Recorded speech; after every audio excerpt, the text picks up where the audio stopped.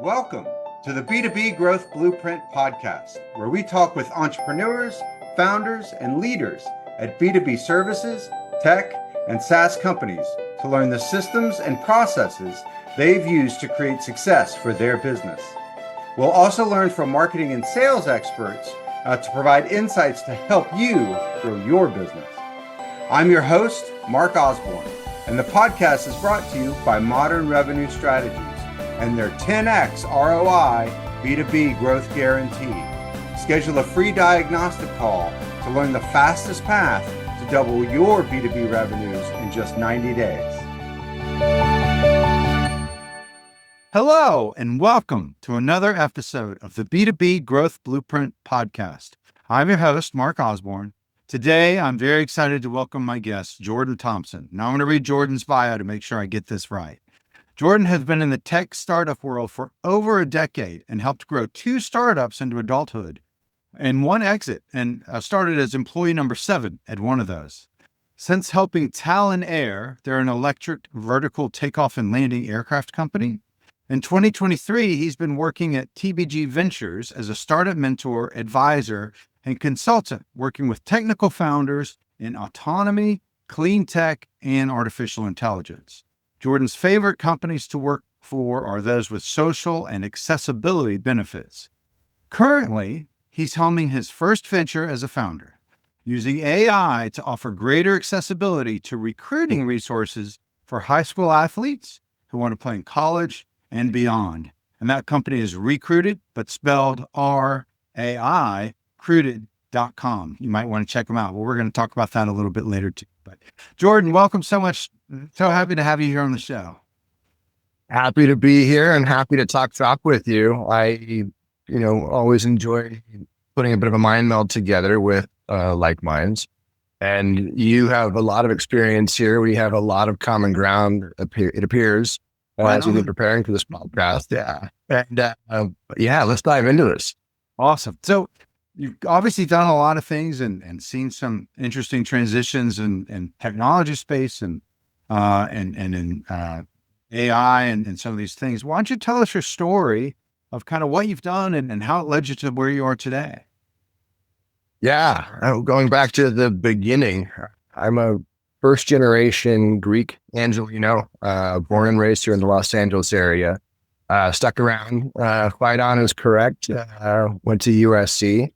I actually started out in the film industry, doing logistics and operations for various television shows and a couple of movies here and there. And about a little over a decade ago, found my way into the tech startup world. And I love to joke that, what's more reliable than film and television? It's tech startups, which is absolutely false. But the difference is you do have a little bit more agency over your schedule. You can assure that you'll be home for dinner with the children a couple nights a week.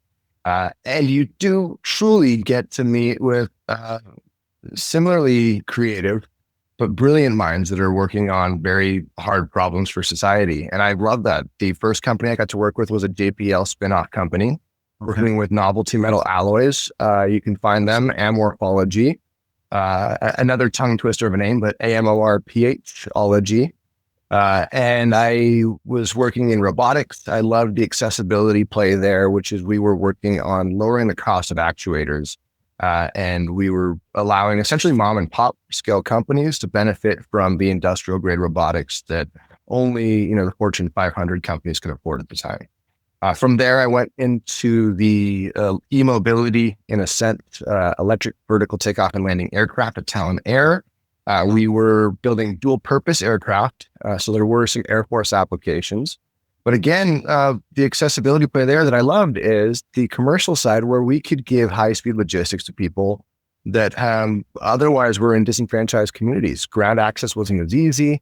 And, with the efficiencies of electric, you could then do that from the air, right? Very exciting. Now I'm doing that with AI for high school athletes. We can come back to that. Yeah, super exciting, super exciting. And I know that in your career, you've actually done a lot of, stuff on that sort of business development, selling side. And you've had some interesting, sort of lessons along the way that you've learned. It wasn't sort of the typical sort of sales career. Tell us a little bit about some of what you've learned along the way and some of the sort of lessons learned and how you apply those. Yeah, my first glorified business development role title was at Morphology. And I came out of that straight from the film industry with some of the soft touch people skills that turned out to be very relevant, but absolutely no idea what the proper rhythm, rigor, and routine would be, what the right systems would be. I had a great mentor. I'll shout it out to Steven Saplinski, who showed me the ropes and was able to help me translate some of those soft skills into effective systems. Something that I now fixate on and work with technical founders on. And it turned out to be something very effective. Winding the clock back a little bit, before that, my first sales job, I sold term life insurance in college. Okay.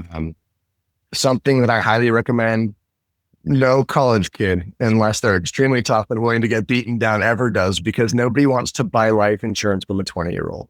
They have absolutely no interest in hearing about their ticking clock from somebody who's as vital as a college athlete.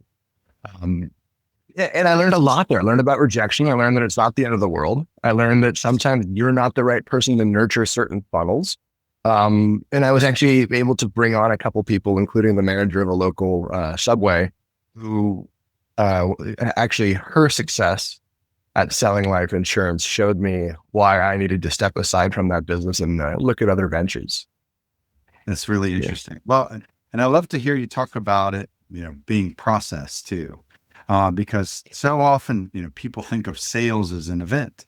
It's like, it's the pitch. But instead it's really what's the Lao Tzu art of war, like, the battle's won or lost before the first sword is drawn. Like, I think about that in sales all the time, because before you get to the pitch, you've either done the work that means you can win it, or you haven't done the work that means you're not going to win it. You still have to deliver on the pitch, but it's a process, not an event. But so interesting that you did that, very transactional sale, and then moving into, much more, sort of enterprise, B2B, heavy manufacturing sales.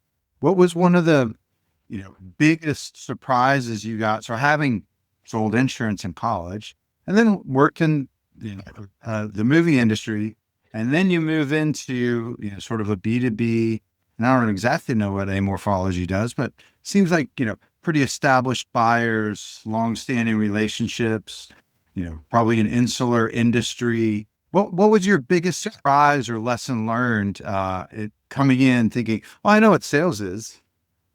Yeah, first of all, you're 10 out of 10 on assumptions about Amorphology. You're right. You do. You end up in a situation where you need to nurture a relationship far more than a transactional direct-to-consumer, add to cart, right? Right.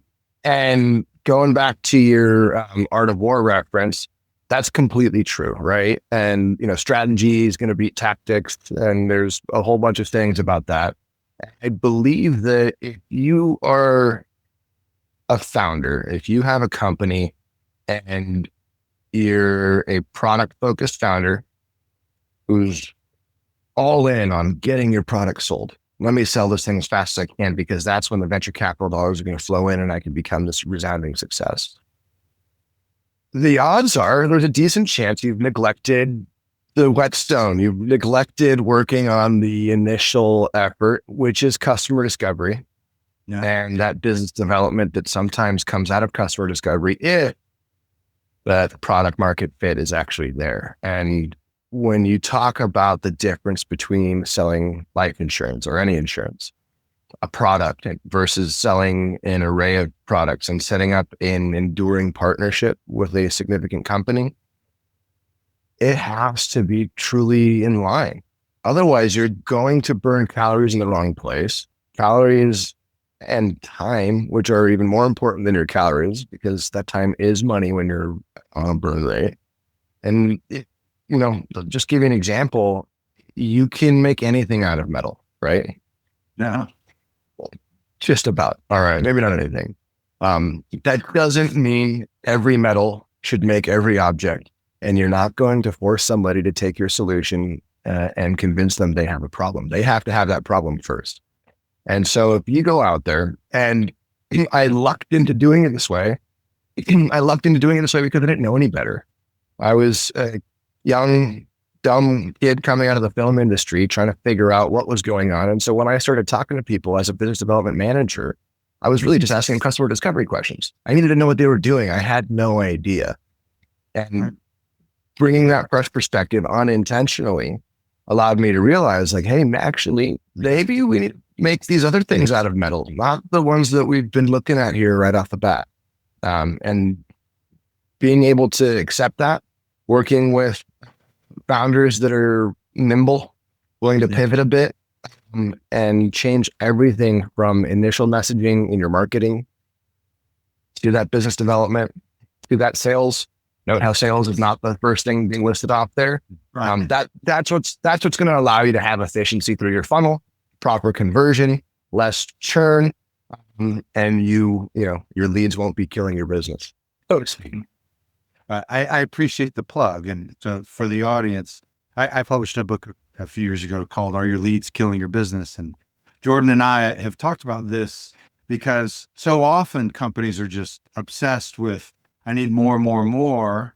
But they oftentimes overlook the right leads, and the right leads are, just as you said, the ones that, align with your product vision and your sort of long-term vision, because in B2B, you have to be able to sort of partner together for a long time, or you never get the margin out of it that you need in order to be successful. They don't get the real benefits that they get out of it. So they'll never, serve as a testimonial or make referrals. And in very niche industries or insular industries, like a lot are, without that sort of partnership in the market, you really struggle to succeed.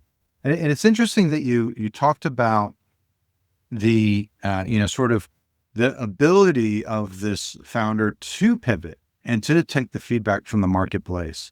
One of the things that I see oftentimes is, technical founders are, for lack of a better phrase, sort of navel gazing. Like they're looking down, they're like, what do I think the market wants?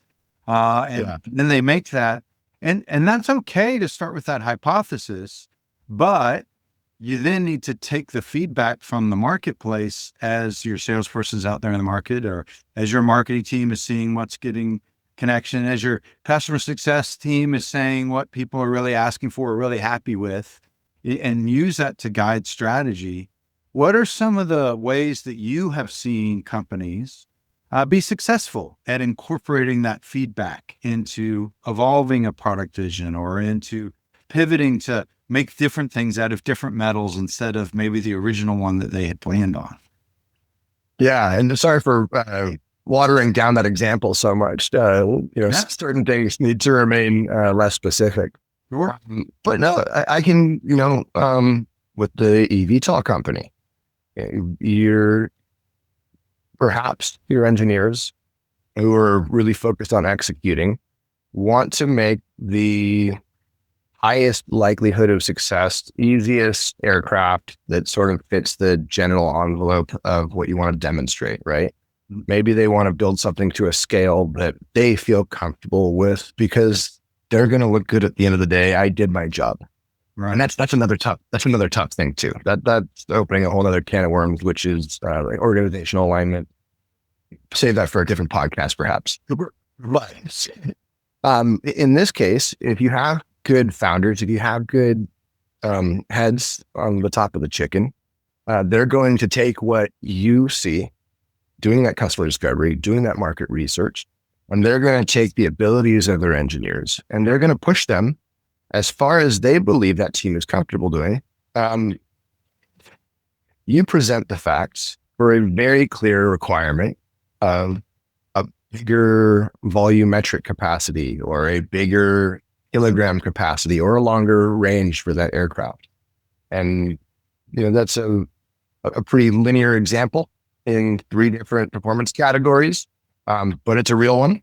And I've seen a pair of founders do that really well and integrate that extremely well. Well, and that, it really sort of paints a picture of the responsibility that marketing sales, that voice of the customer has within an organization, especially as a startup, to advocate for a product direction or a product vision. And I've certainly seen startups where the, maybe the marketing leader or the sales leader can't go toe to toe with the founder, with the engineering lead, the PhD who's got all of these credentials and has this, vision for the product. And if they don't sort of go toe to toe and really advocate for what they know the market wants, then the product is making something that no one really wants. Yeah, you bring up a great point, right? And I like to think that I'm sensitive to those imbalances, especially as somebody who's now owning his own thing. But you're right. There are people who are very good at business development who are a little bit more timid and reserved, and they're not going to give you that type A treatment, right? They're not going to, or maybe they fit into the system and they respect it. And in a startup world, you end up with that disconnect for any number of reasons, right? Right. So you do need somebody. You need a co-founder. You need somebody who has a voice, somebody on your board, an advisor who can take that critical look and play the referee or couples counselor or whatever it is, so that each person who is bringing a critical element that's going to have you ultimately bring this saleable product to market, make sure that those voices are heard. And that's delicate. Yeah, it is. Well, and also the other dynamic too is sometimes startups will just kind of bring in like a hired gun salesperson. Like, oh, this person was so successful at our big competitor. Let's hire them in and they'll lead our things because they've got the Rolodex and they've done it for the guys that we want to be. But that person isn't really invested in your product. So they're like, no, whatever you want to build, I'll sell whatever you give me. But they're not necessarily in that position to bring that feedback from the marketplace. Yeah. You're talking about a massive problem. I think that the hired gun sales, fractional sales firm, 90+% of them are going to treat you exactly that way. There are a couple of exceptions. There are a couple of people that I really respect how they really take the time to do a deep dive on your product. And they will ask those questions, not just about your sales metrics. They're not just going to ask you for what your quarterly goals are. They're going to ask you, okay, well, how did you come to these solutions with your marketing materials? How did you choose this ICP? Is this in fact the ideal customer profile for us to be focused on? And then I believe that there's an opportunity for success there.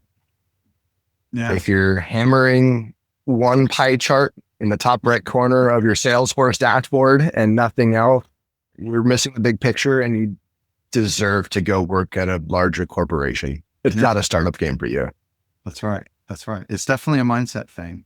So speaking of mindset, you've undergone a little bit of a shift, because with TBG Ventures, for some time you've been advising companies, especially companies in the startup space, and now you're really sort of taking ownership of that as you're stepping into this sort of founder and operator role. Talk to us a little bit about that sort of experience, just from a personal entrepreneurial journey. And then let's talk a little bit more about really what Recruited does. Yeah, absolutely. So I am still active with TBG Innovators. I am being far more selective, which is a nice thing, with who I'm going to work with there. I still am in the advisory board for a couple of different companies. I still mentor with Techstars, Starburst, and the Turby Startup Garage out of USC. Oh, great. And I love it. I love it. I love working with inspired technical founders. I think creating an environment where you can let the nerds be nerds, and I say that with a lot of love, is important, as long as every voice is getting heard, as we've just been talking about. But actually answering your question now, the pivot, if you will, I went on a handful of long coffee walk and talks with a personal mentor of mine who kept asking me why I wasn't starting my own company. And I told him, honestly, I'm surrounded by brilliant people. All of the best ideas I've heard for companies, they're coming from their mouths. Right. And we kept working at this, and I love the accessibility. I'd probably say that too much. I love that angle. It helps me get out of bed in the morning for what I've done for the last decade of my life. And that and the passion of the people that I work with. But AI is changing the way we live. And that is the simplest statement anybody can say in 2025 about that technology. But it's not necessarily generating accessibility to tools, and especially in certain verticals, and certain demographics are being neglected. And I was trying to figure out, how do I do that? And, not literally, but basically I woke up in a cold sweat one night and I'm like, hey, in the early 2010s, I was a college recruitment counselor. I was paid thousands of dollars per kid, and it came out to hundreds of dollars an hour. And I helped them get into a better university than they might have on their academic merits alone. But they deserve to leverage all that hard work that they put in on the turf, in the pool, whatever that field was. And also to continue to compete, to go shoulder to shoulder with somebody and fight for something hard, which is what we all do at the startups. You get to do that through college too, if you get to continue playing your sport, even if it's at D1, D2, D3 club, you still get to carry that passion. And I also think it makes you a better employee in some ways, or at least a better fit for certain employers. Yeah. So I looked at that, and I looked at the world of recruitment, and I realized that, well, all the tools out there, they're being built for the top 3% of the athletes that are going to go on to play revenue generating sports at the colleges, be that football being number one, basketball number two, and then baseball follows, a good ways after that. All of the Olympic sports, if you will, they're getting neglected. I fear for what's going to happen in 2028 when we have to represent ourselves in our home court, because with NIL, all the money is being, the wagons are being circled around those revenue generating sports for the colleges. Interesting. And it's always been true that the focus has gone to where the money is. And I'm not going to say that that's a poor business decision, but you have 97% of the athletes out there that don't have tools tailored for their needs. And I believe we figured out how to do that with an AI backbone. And I'm really excited to roll that out. That's very exciting. And also like really inspiring. And I have to call out like the humility that you have of, I work with all these smart people and they have all these great ideas. I like focusing my efforts on helping them. And that because I've seen plenty of founders who are 100% sure they've never been 1% wrong. And all they ever want to work on is their own ideas, and have no interest in helping anyone else. But I love that, this vision that you have of really building a product that not only leverages cutting edge technology, but also brings that and those tools to be more accessible for a whole nother class of folks. So you have an interesting perspective on AI, because a lot of people kind of sit around and pontificate on it, but they're not always building things with it. And so I'm curious your perspective on like, where do what maybe one thing or maybe a couple things. I don't want to have to pin you down to one, but what's something that you sort of see on the horizon as to how AI will impact, whether it's business or whether it's the way people engage with businesses, or even in the educational technology space or recruiting space? What's the thing that you think might be surprising for our audience? Yeah, I think one of the things that's surprising is just how nuanced correlations can be, or just how the level of nuance that can go into connecting a couple of different concepts. And, using recruited to give an example, a coach might not realize that they've been specifically focused on recruiting lefties that are between 220 and 235, who come from a certain high school or a certain coaching style, if you will. And that DNA can be broken down for all those elements with the data sets that already exist in most cases. The same way Spotify breaks down the DNA of a song and gives you a great recommendation, right? So you look at that and you say, hey, what's AI going to do in my life? Right now, AI is being adopted in the workspace in a massive way, but it's going to be truly wild. The decrease in friction for your life, whether that's your personal AI agent helping you organize a trip and choosing your mode of transportation based on preference and speed requirements. It's going to be impacting the way your tastes are dictated in a certain sense. And I do say dictated, understanding that there is risk involved there. Marketing dictates, and the AI consumption is going to continue to do that. So let's keep an eye on that. But overall, I see the beauty of having a sidekick who's going to help you get ahead of your next problem while still letting you be the one who does the critical thinking about it. So you hit two things that I have to call out that I think are so interesting. And the first is you talked about sort of the nuance or these sort of non-obvious relationships. And I was fortunate enough to work with some really good data scientists back in the day when I was working in the marketing technology space. And we always sort of highlighted the fact that we could find these non-obvious relationships between preference for a certain product and preference for some other product that was known. And so then we can predict they're more likely than the average bear to like this brand of honey, to use that bear analogy. But it's non-obvious. Right. Because they like this TV show, they're going to like this brand of honey. Who would ever thought? But it actually wound up being true consistently. And I think that the sort of the current usage of AI, which is largely sort of perceived as, polling the audience. It's kind of like the general perception of what's out there. It's largely trained on the internet writ large, which is full of idiots as well as smart people. And so you kind of get that middle of the bell curve style answer, but the capability is there for, especially when you're using kind of first party data sets or, data about you, for it to find these really nuanced and non-obvious relationships, which, as you say, I think is a really interesting potential future. Why is it that I'm always, cranky on Thursday afternoons? Well, it's because you have an extra cup of coffee on Thursdays because you take your kids to school and you make that, second stop at Starbucks. Oh, I never thought that before. What do you know? Who would have thought? But it can find those non-intuitive relationships, and I think will be soon doing that. And so I think I agree with you. That's really exciting.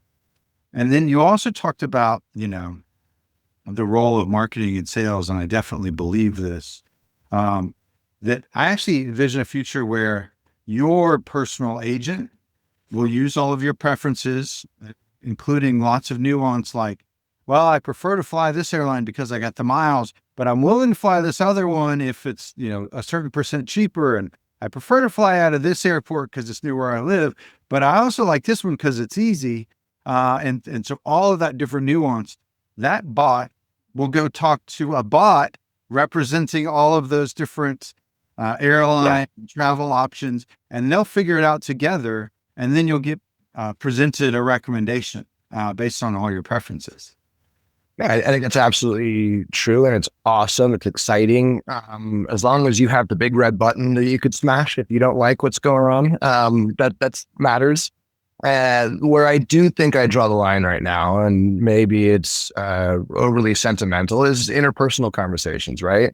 I better not find out a week from now that this is AI, Mark, and that you're actually somewhere in like Tahiti enjoying the beaches. What I do think is it's being used a bit too much for those interpersonal conversations, for spamming out different materials to different people. And there's value there.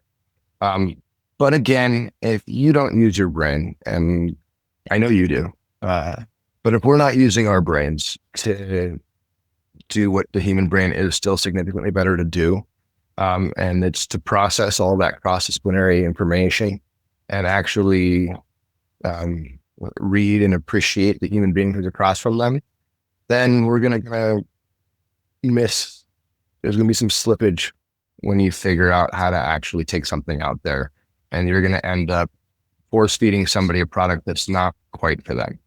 That's right.